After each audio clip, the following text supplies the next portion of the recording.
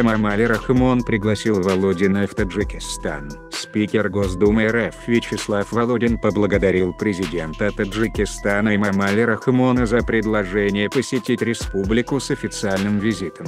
Президент Таджикистана Эмомали Рахмон предложил председателю Государственной Думы 7 созыва Вячеславу Володину приехать в Таджикистан, сообщает пресс-служба Госдумы РФ. Отмечается, что Володин принял приглашение Рахмона. Дата визита спикера Госдумы в Таджикистан пока не сообщается. Председатель Государственной Думы Вячеслав Володин поблагодарил президента Таджикистана Эмомали Рахмона за встречу в Государственной Думе и принял приглашение посетить Таджикистан с официальным визитом. Уточнили в Госдуме. Товарооборот, молодежь, рабочие места. Первый день конференции РФ и Таджикистана.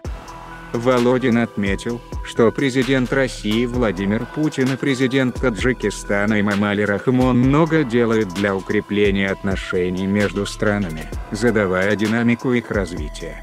Рахмон, Москва и Душанбе подпишут соглашение о возведении 5 школ в Таджикистане. Россия поддерживает усилия Таджикистана по развитию образования на русском языке. Мы готовы помогать учебниками, методическими пособиями, а также содействовать повышению квалификации таджикских преподавателей русского языка, в том числе в российских вузах, сказал Володин.